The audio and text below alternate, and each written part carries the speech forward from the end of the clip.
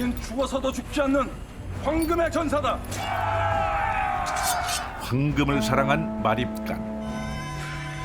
강대국 고구려와 전쟁을 불사하며 도시 건설에 착수한다. 피와 땀이 새겨진 땅, 황금 도시가 태어난다. 천년 도시 금성. 이제 금성이 품은 비밀을 파헤쳐간다.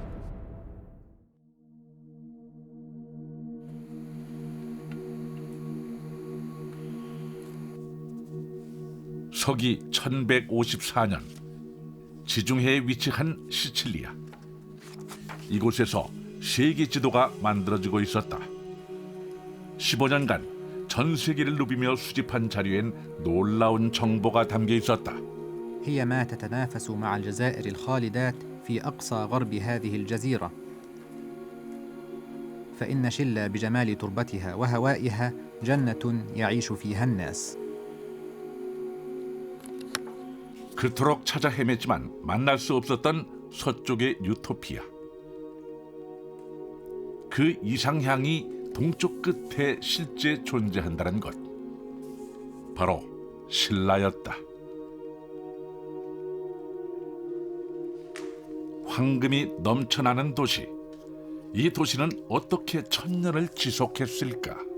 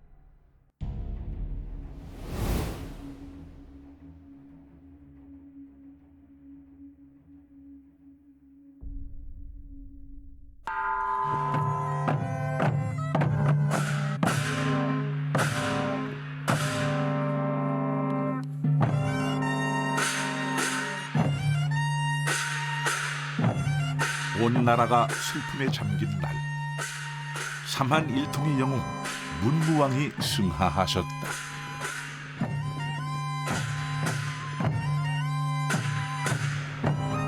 대왕의 유언에 따라 동해억이 큰 바위에 장사를 지냈다.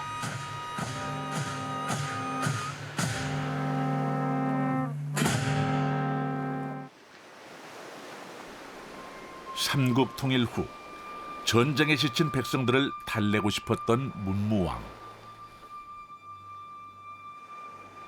마다들에게 왕위를 물려주고 유언을 남겼다.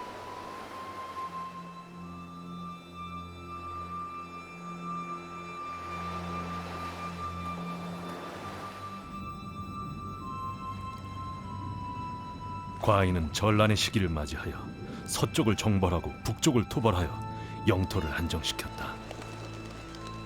그 후 무기를 녹여 농기구를 만들었고 백성을 어질고 오래 살게 하였다. 지난날 모든 일을 처리하던 영웅도 마침내 한 줌의 흙이 되면 나무꾼과 목동은 그 위에서 노래를 부르고 여우와 토끼는 그 옆에 굴을 판다. 현경을 지키는 일과 주연의 세금 징수는 기묘한 것이 아니면 마땅히 폐지하고 율령 격식에 불편한 것이 있으면 곧 다시 고치도록 하라. 내가 죽으면 동해의 호공룡이 되어 외적을 맡겠으니 바다에 묻어달라.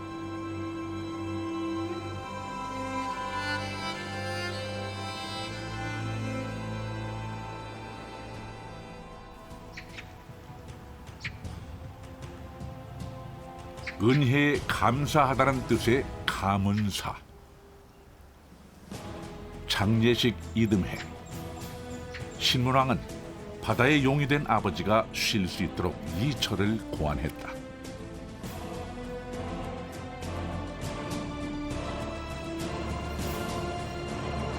가문사의 금당 아래 구멍을 뚫어 동해의 용이 오가는 길을 낸 것이다.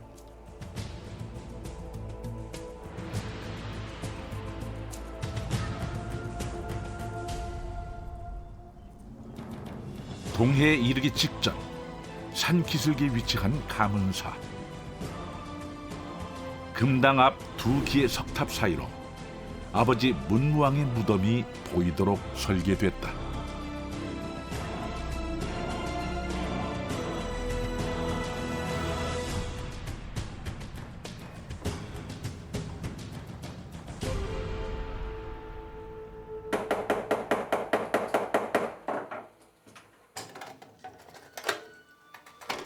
가문사의 두 탑에 안치할 사리함을 만들고 있는 고승.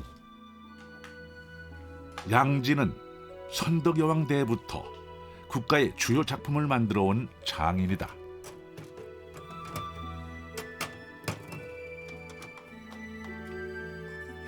여지껏 본 적 없는 새로운 양식의 도안. 풍겨나오는 신묘함은 비길 데 없었다.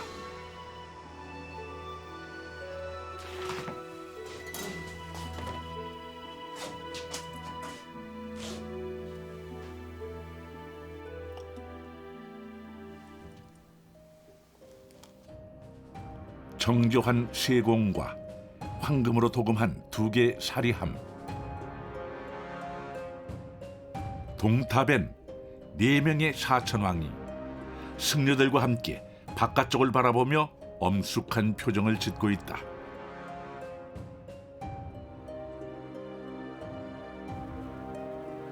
서탑 사리함은 비슷하지만 다소 차이가 있다. 4개의 주악상은 평온한 표정으로 악기를 연주하고 있다.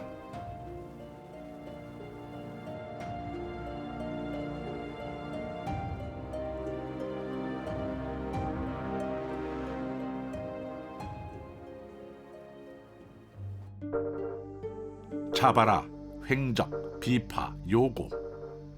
각기 다른 소리를 내는 악기에서 화음이 들려오는 것 같다.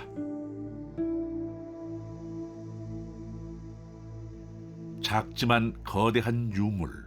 그것은 고통과 번뇌가 없는 땅, 자비와 풍요가 넘치는 곳, 정토였다. 선대 왕들께서 그토록 꿈꾸던 곳, 잠들었어도 참아 있지 못하는 곳이옵니다.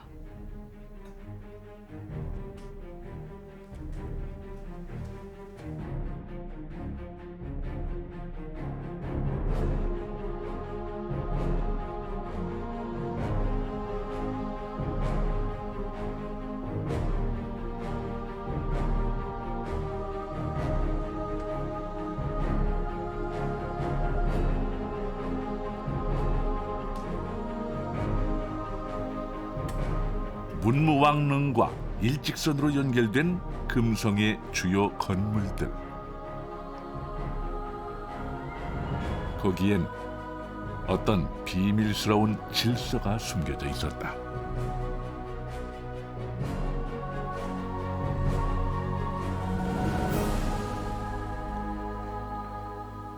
선왕께서 이곳에 묻히고자 한 이유는 무엇입니까?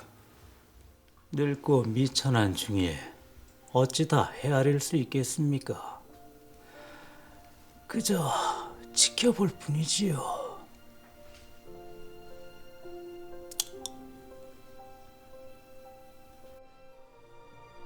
선덕여왕부터 문무왕까지 지난 4명의 왕들과 함께한 양지. 그는 선왕들이 대를 이어가며 도시에 담았던 비밀의 목격자다. 옥녀봉 아래 김유신 묘를 시작으로 첨성대를 지나 고든 하나의 선이 금성을 관통한다. 선덕여왕릉을 지난 선은 문무대왕릉을 지나간다.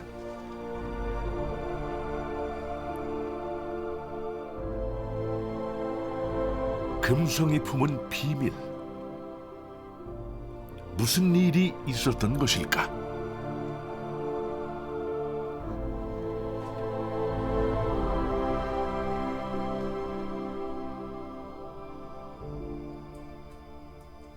옥녀봉에서 첨성대, 월성을 넘어서서 선덕여왕릉 그러면서 저 동해 쪽으로 쭉 이어가는 어떤 선을 하나 그으면은요, 그 선상에 옥녀봉 정상과 첨성대 그다음에 선덕여왕릉이 딱 그 선상에 오게 됩니다. 첨성대하고 선덕여왕 두 점이 그 선상에 온다는 건 이 선을 상당히 어떤 중요시하거나 어떤 의도적인 선으로 수용한 게 아니겠느냐라는 생각이 듭니다.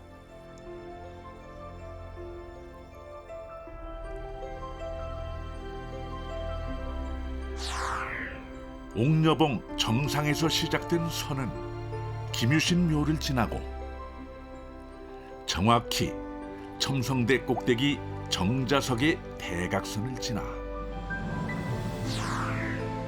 멀리 월성을 향한다.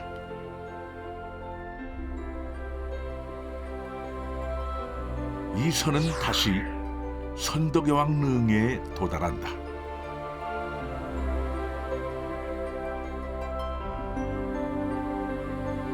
선덕여왕릉에 도달한 직선은 정확히 동해를 향하고 있다.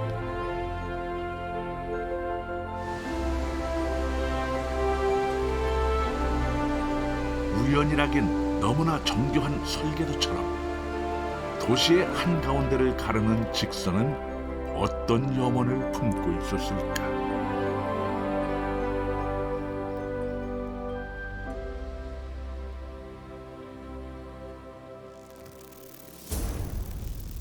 (40년) 전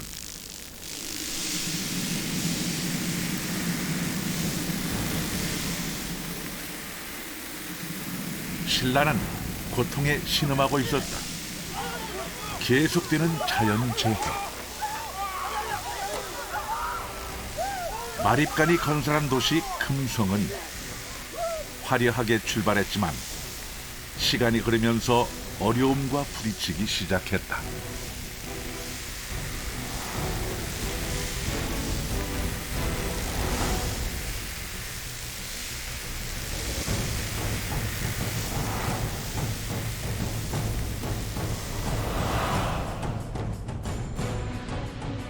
같은 시기 중국은 남북조 시대를 거치며 분열과 통합을 반복하고 있었다.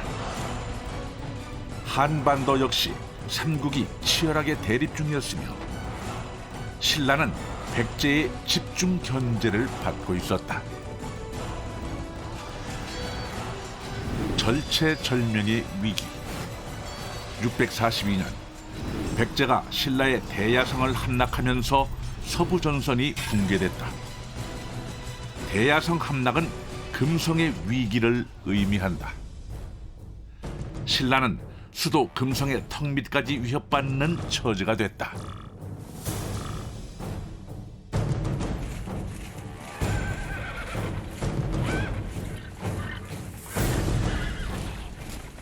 고통과 번뇌. 선덕여왕은 재위기간 내내 재해와 전쟁에 시달려야 했다.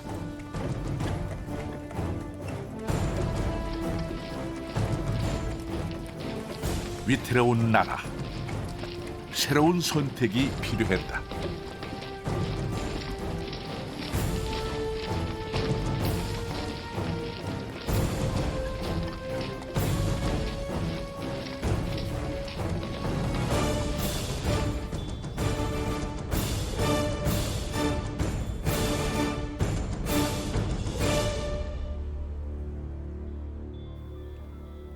피와 땀으로 건설한 나라, 습지를 개간하고 치열한 전쟁을 이겨낸 나라. 그러나 바람 앞의 촛불처럼 위태롭기만 한 지금,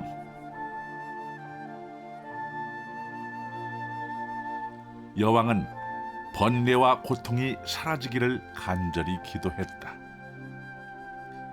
불상 앞에 무릎 꿇은 여왕은 겸허히 자신을 내려놓는다.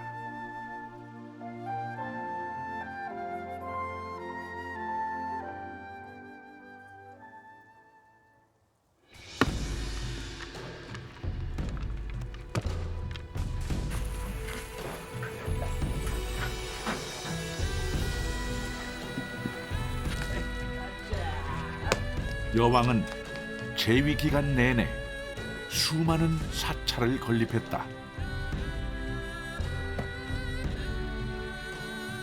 많은 경우 양지가 참여했으며 영묘사 역시 양지의 손길이 곳곳에 스며 있다.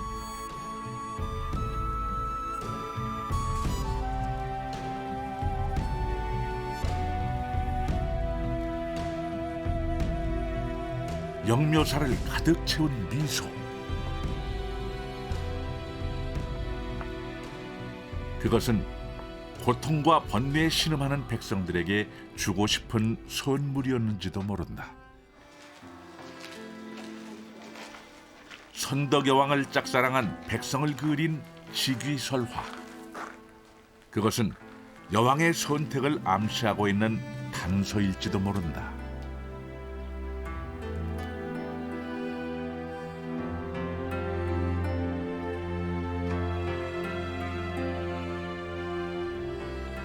설화 속 여왕은 금팔찌를 백성에게 내려놓는다.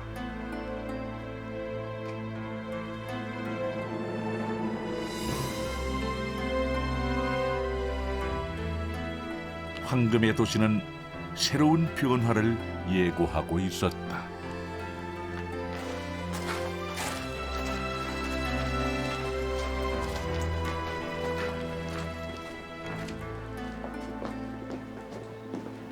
육 6세기 이후에 가면 무덤에다가 이건 황금을 그렇게 넣는 문화 자체가 후퇴했기 때문인데 왜 그러냐 하면 불교가 새로이 들어오면서 서방 정토에 사후 세계가 있다 생각을 하게 되고 또 사찰을 이제 건립을 하면서 종래의 땅에다가 묻던 황금을 어디에 가져가느냐 하면 사찰로 가져가서 사찰의 중요한 경제적 기반으로 기능을 하게 됩니다.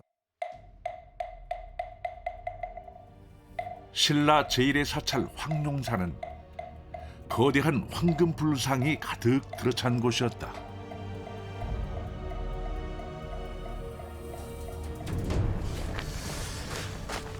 여왕은 이곳에 또 하나의 금자탑을 세울 결심을 한다. 높이 80m의 구층 목탑을 세우기로 한 것이다.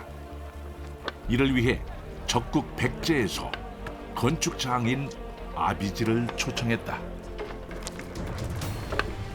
신라의 모든 역량을 결집시켜야 하는 대역사.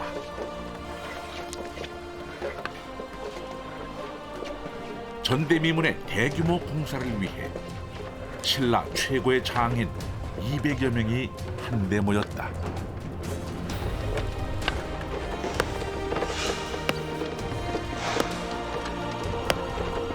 일반 백성부터 승려에 이르기까지 국가의 최대 사업을 위해 온 백성이 뜻을 함께했다. 야심만만하게 시작한 건축은 안으로는 백성들의 외경심을 자아내고 밖으로는 신라의 대망을 드러낸 것이었다.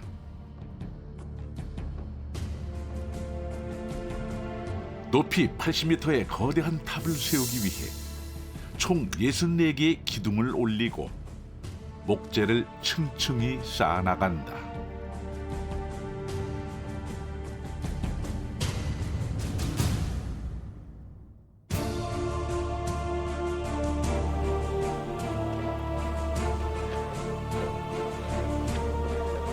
거대한 돌과 목재가 대량 사용되었으므로 거중기나 도르래 등 특수 장비가 쓰였을 것으로 추정된다.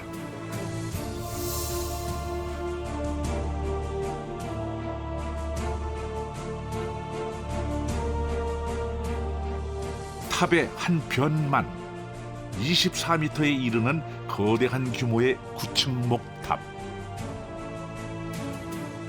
탑이 올라갈수록 신라의 자부심도 함께 높아져 갔다.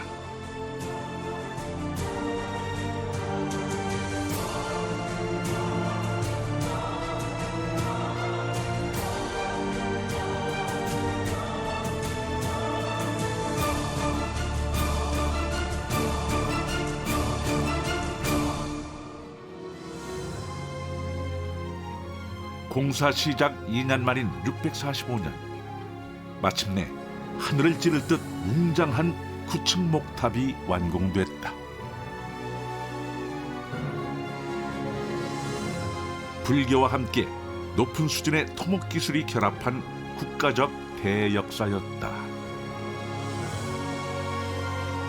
상련보 철반에 입혀진 금은 도시 전체를 금빛으로 물들였다.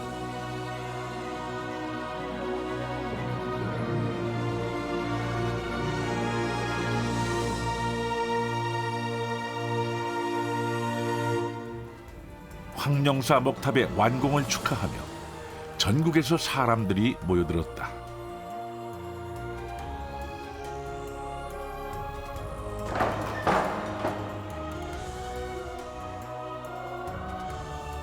구층 목탑엔 고구려, 백제, 외 등 9나라의 이름이 새겨졌는데 모두 신라를 위협하던 주변 국가들이었다.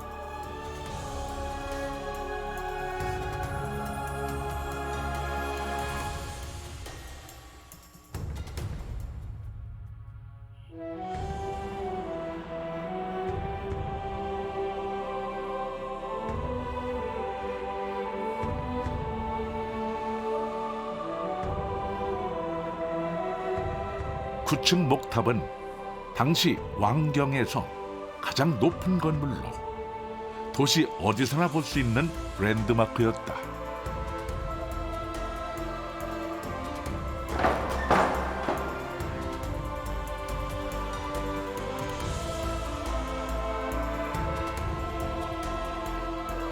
구층 목탑은 위기에 직면한 여왕의 선택이었다.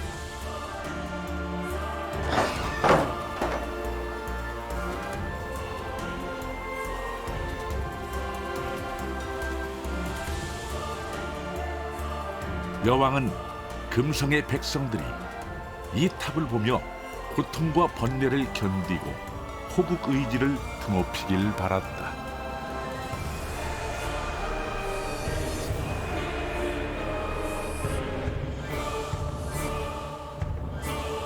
여왕이 설계한 구층 목탑. 도시의 미래는 이 탑에서 다시 시작되고 있었다. 시각적으로나 여러 가지 이제 그 환경으로 봐서 경주 땅에서 이제 제일 높은 건물이었으니까 일종의 이제 자부심이 들었겠죠. 신라인들한테는 주변국을 제압한다는 또 삼국을 통일하겠다는 그런 의지가 그 탑에 담겨져 있었던 거죠. 그러니까 그게 이제 정신적으로나 국책으로나 상당히 그 지주가 됐던 탑이 아니었나, 그 정신적인 지주, 그렇게 생각합니다. 축구장 10배 크기에 이르는 황룡사터. 훗날 몽골의 침입으로 모두 불타버렸지만 거대한 받침석들은 당시의 웅장함을 묵묵히 증언하고 있다.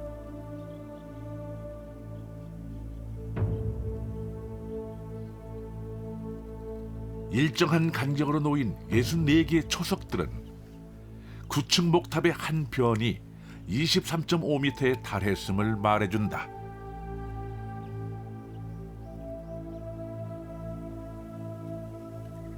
무게만 30톤에 달하는 거대한 심초석엔 구층 목탑의 흔적이 남아있다. 높이 80m로 당시 왕경에서 가장 높은 건축물이었던 구층 목탑은 시내 어디서나 한눈에 보여 시각적 중심이 되었다. 그리고 이는 심리적 통일감으로 이어졌다.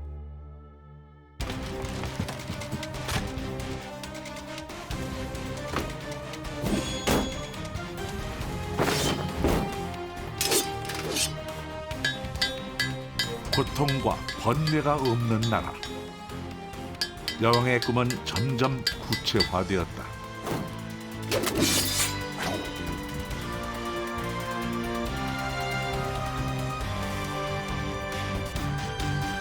부처의 보호 아래 강력한 국가로 성장하는 것.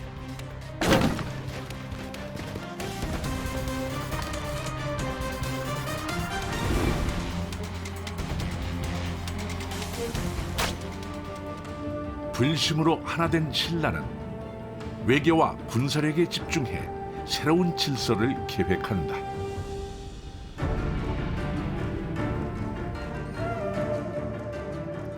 당나라와 외교의 끈을 묶어놓은 김춘추.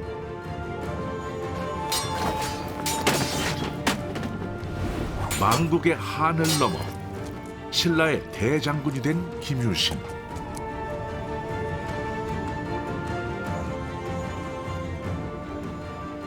곳곳에 세워지는 절과 탑은 밤하늘의 별처럼 펼쳐져 있고 기러기 띠처럼 줄지어 있었다.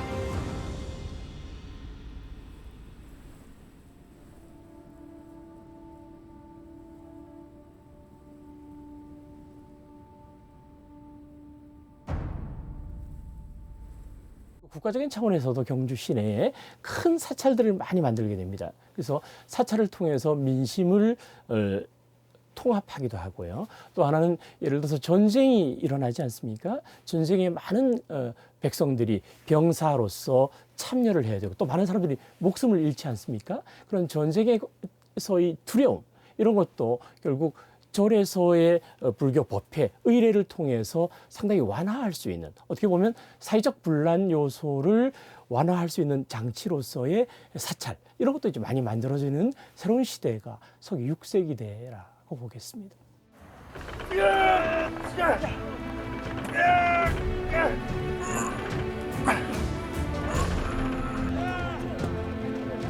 여왕의 마지막 공사. 높이 9m에 이르는 이 공사는 네모난 돌로 쌓은 원통형의 낯선 건축물이었다.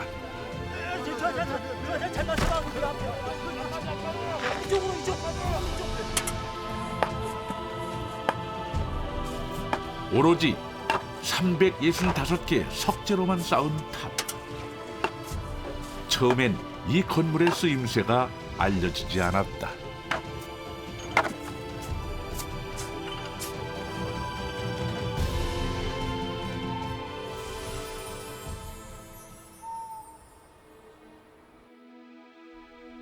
숨가쁘게 달려온 시간들. 병약했던 여왕은 품었던 뜻을 다 이루지 못한 채 숨을 거둔다.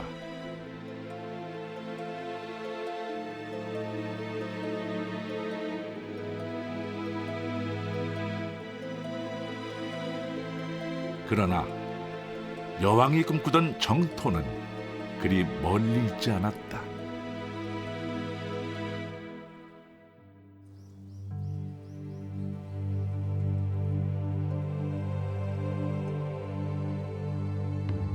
도시 전체에 새겨진 여왕의 뜻은 심리적 통일감을 넘어 물리적 통일로 이어지고 있었다.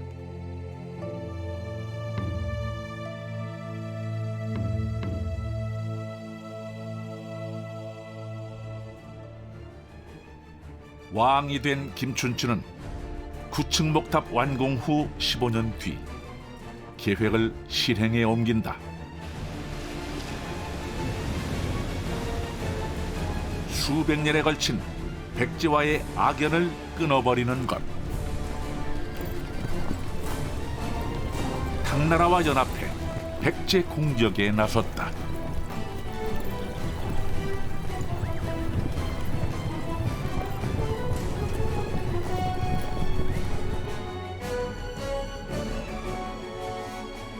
삼한일통, 전쟁의 시작이었다.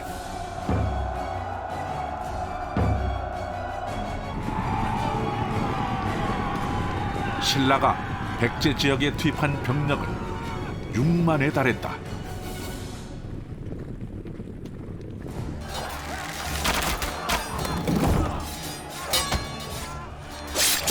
만반의 준비를 갖춘 신라는 거침이 없었다.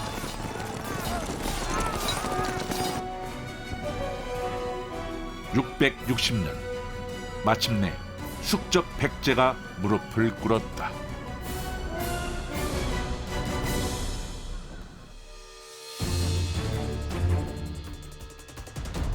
(668년) 신라와 당나라의 나당연합군은 고구려의 평양성으로 돌진한다.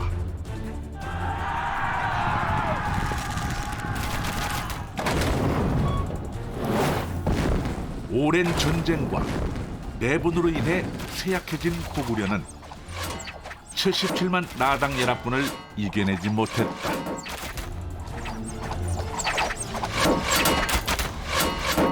백제 패망 8년 후 수도 평양성이 함락된다.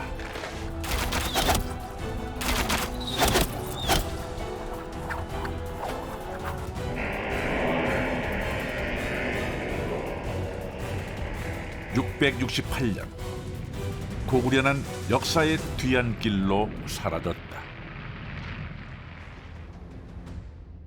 삼한 일통의 순간 한반도 지배 야욕을 드러낸 당나라. 무열왕의 뒤를 이은 문무왕은 신라의 명운을 걸고 결전을 벌인다. 마지막 승부, 매소성 전투. 당 정예군 20만을 상대한 3만의 신라군에는 비밀 병기가 있었다. 말에 가슴이나 목을 겨누어 기병을 떨어뜨리는 신라의 장창부대. 한반도에서 당을 몰아내는 순간이었다.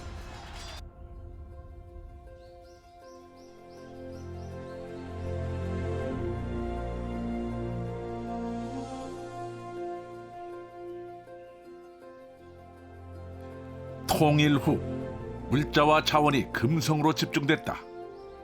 한반도 끝 작은 나라였던 신라가 삼국을 하나로 통일했다.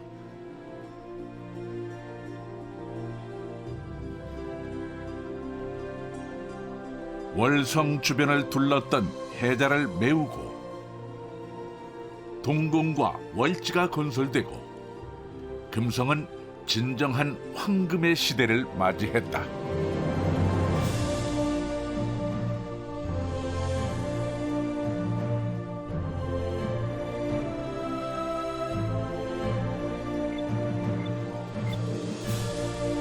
박리를 통해 폭발적으로 뻗어나가는 도로망. 몰려드는 사람을 수용하기 위해서 도시는 점점 더 확장되고 있었다.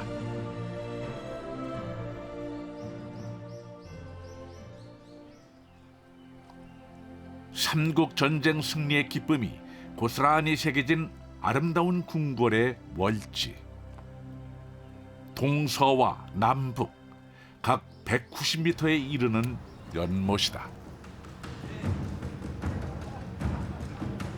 국가의 경사나 사신을 영접하는 이곳에서 열린 신문왕의 결혼잔치.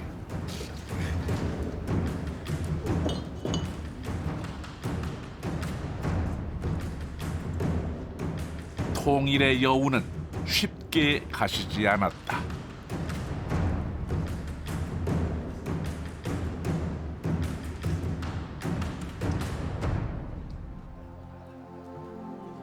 전란의 고통이 사라진 금성엔 웃음이 넘쳐났다.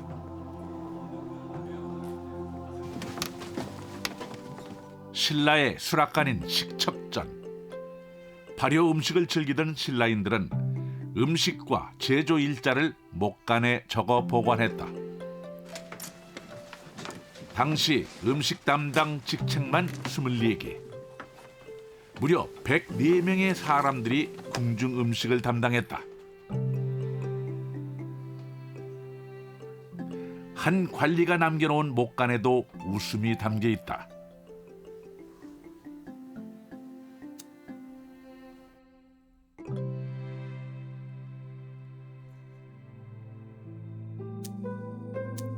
이 밖에도 음식의 유효 기간과 품목을 표시한 목간이 다수 발견됐다.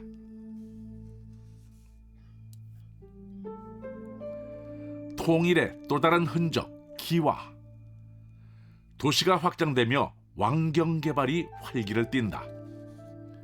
국가에서 일괄적으로 굽고 인장을 찍은 이 기와는 현재 경주 전역에서 출토되고 있다. 의봉 4년 개토 명기와 679년에 생산됐다는 뜻이며 조로 2년은 680년을 뜻한다. 특징적인 게 이 기와들이 나오는 건물들이 굉장히 큰 규모였고 이것이 한 곳에서만 나오는 것이 아니고요. 왕궁을 비롯해 가지고 사찰 등등에서 경주의 곳곳에 지금 현재 대충 줄 잡아서 아마 그 150점 이상이 나오고 있는 것으로 보이고 있습니다. 이건 뭐냐 하면 통일 이후에 들어와 가지고 679년에 왕경의 대대적인 뭔가 변경 작업, 통일 왕조로서의 신라에 어울리는 왕경의 도시 계획이 전면적으로 이루어지는 그런 작업들이 문무왕대 후반에 진행이 되었다. 궁성을 찾는 외국 손님들이 늘어났다. 전쟁 없는 평화의 시대.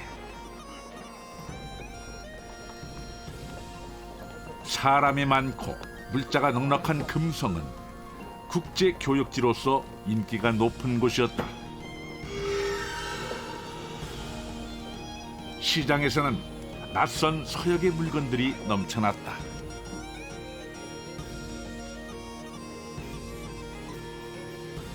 이목을 끄는 것은 단연 호희.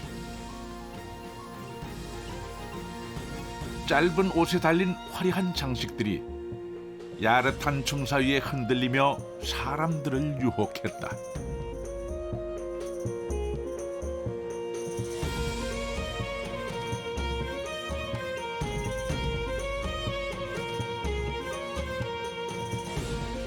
당시 금성은 바다를 건너온 첨단 유행 상품들이 거래되는 국제 상업 도시였다.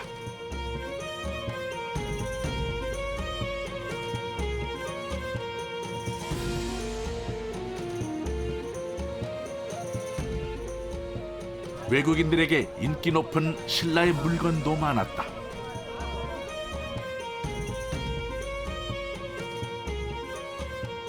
놋그릇과 숯, 비단과 인삼이 거래됐고 시장 한켠에는 노비시장도 열렸다.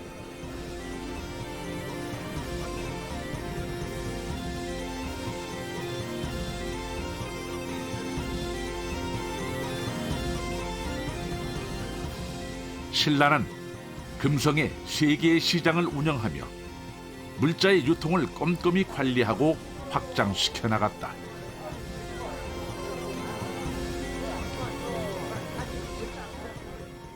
금성은 보름달처럼 가득 차오른 풍요의 도시로 변해가고 있었다.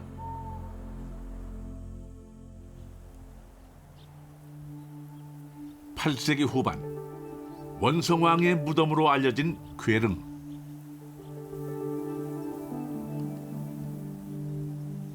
깊숙이 파인 눈자 위, 커다란 코, 곱슬거리는 수염은 여느 동양인의 모습과 다르다.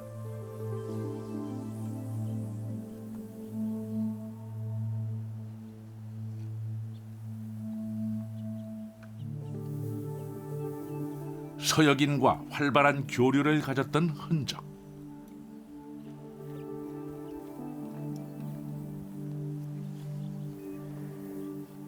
신라에 온 이방인의 모습에서 당시 경주의 위상을 볼 수 있다.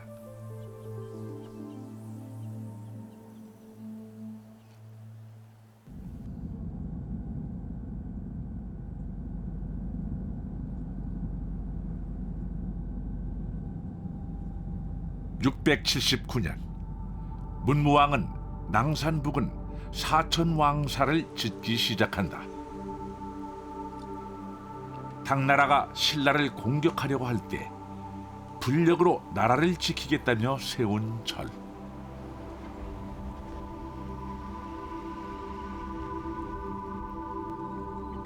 시간의 먼지를 털어내고 그 모습을 드러낸 사천왕상은 양지의 작품 중에서도 걸작으로 손꼽히는 예술품이다.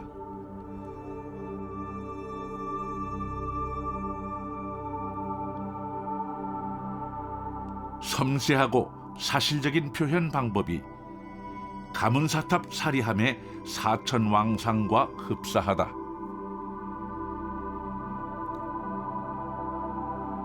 거기엔 전쟁의 위협에서 신라를 구원하려고 했던 문무왕의 소망이 담겨 있다.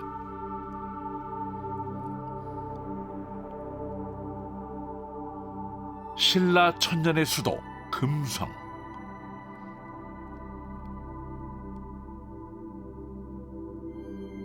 그곳엔 역대 왕들의 꿈이 비밀스럽게 쌓여 있다. 처절한 피와 굵은 땀방울이 맺힌 설계.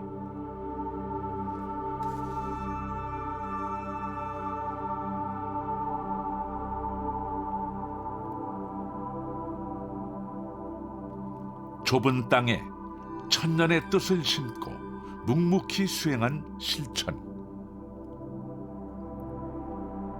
고통과 번뇌의 땅은 약속의 땅으로 재설계되었다.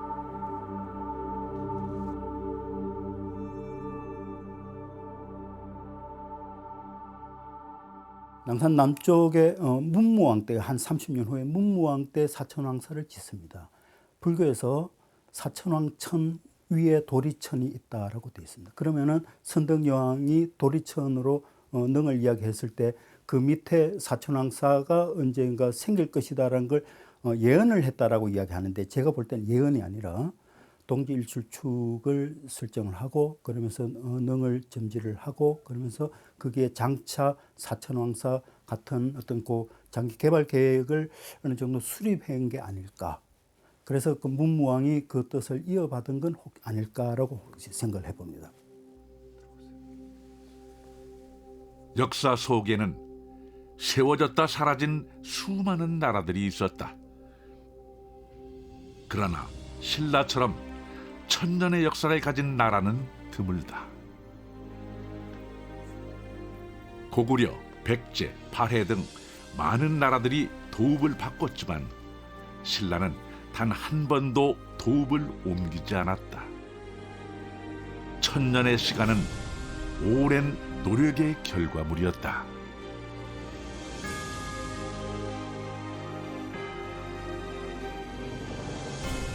피와 땀으로 도시를 건설한 위대한 마리칸드. 그곳에 신성함을 부여한 선덕여왕. 통일의 대업을 이루신 태종무열왕과 문무대왕. 그들의 피와 땀은 죽어서도 멈추지 않고 이 도시를 지키고 있다.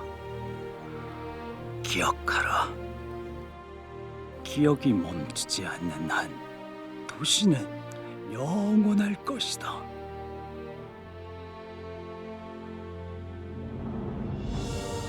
금성을 건설한 황금의 기사들. 그들은 이 땅에 황금을 묻고 도시가 보름달처럼 커지기를 바랐다. 숱한 전쟁과 엄혹한 자연재해가 지배하던 이곳은 도시 곳곳이 금빛으로 빛나는 황금의 도시가 되었다. 성스럽고 안전하며 번화한 곳. 사람들은 이곳을 왕경 또는 금성이라 불렀다.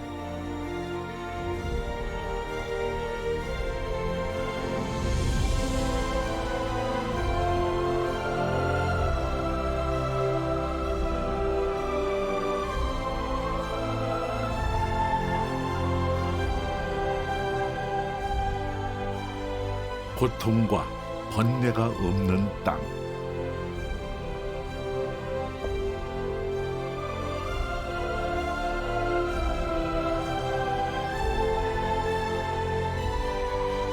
도시를 가로지르는 직선은 동짓날 해 뜨는 곳을 향하고 있었다.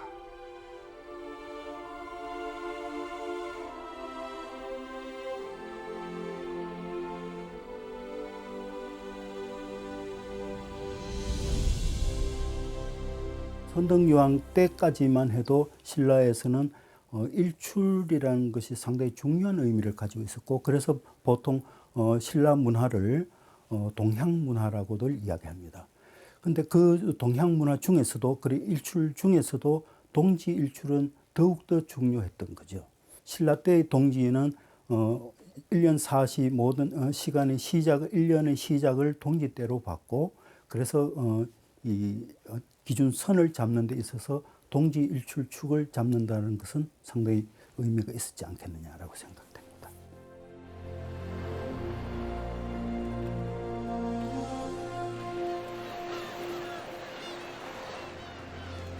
금성은 시간이 흐를수록 더욱 황금빛으로 빛났다.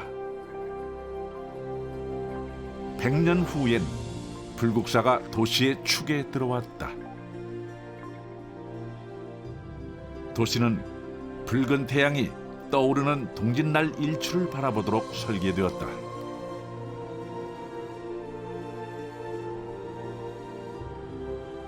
동지 일출선을 맞춤으로써 하늘의 뜻에 닿으려는 꿈을 담은 것이다.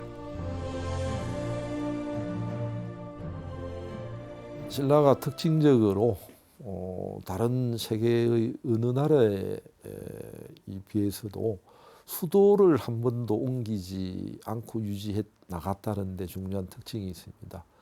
거기에 이 17만 이상에 달하는 그런 인구가 살아가기 위해서 신라 지배층들은 이 경주를 얼마나 체계적으로 관리하고 정리하는데 노력을 기울였느냐라고 하는 것을 우리는 생각하지 않을 수가 없는 겁니다. 그 밑바탕에 신라 지배층들의 어떤 고뇌가 깔려 있었고, 그것이 신라 왕도가 가지고 있는 중요한 특징이었다, 이렇게 이야기할 수 있습니다.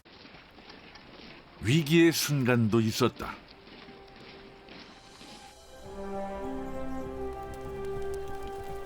그때마다 황금은 신라인들의 정신적 지주가 되었다.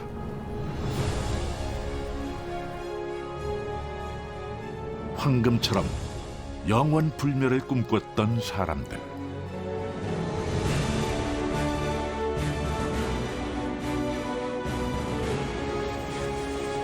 그들은 오랜 시간을 견뎌낼 도시를 설계했다. 황금이 묻힌 거대 무덤은 도시의 수호신이었다. 초승달을 닮아 붙여진 이름 월성. 도시는 그들의 바람대로 보름달을 닮은 모습으로 커져갔다.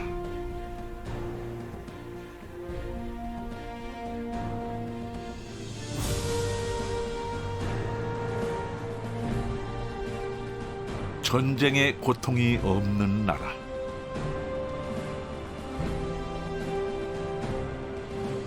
백성이 행복한 나라.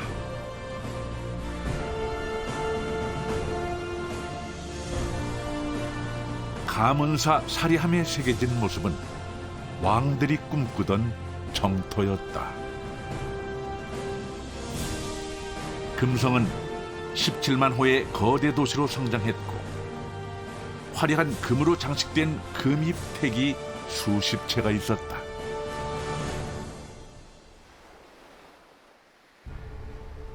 천년을 이어온 황금의 도시 금성. 그것은 척처히 쌓인 피와 땀의 결과물이었다.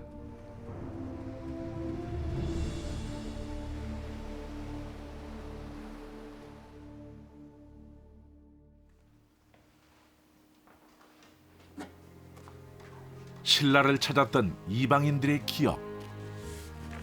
그들의 눈에 비친 금성은 어떤 모습이었을까?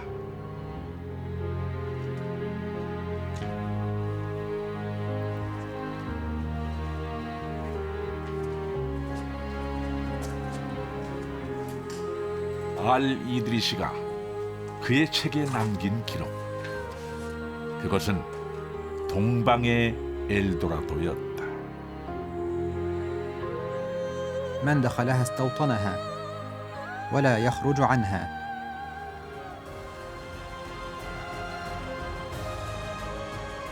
والذهب بها كثير جدا حتى أن أهلها يتخذون سلاسل كلابهم وأطواق قرودهم من الذهب.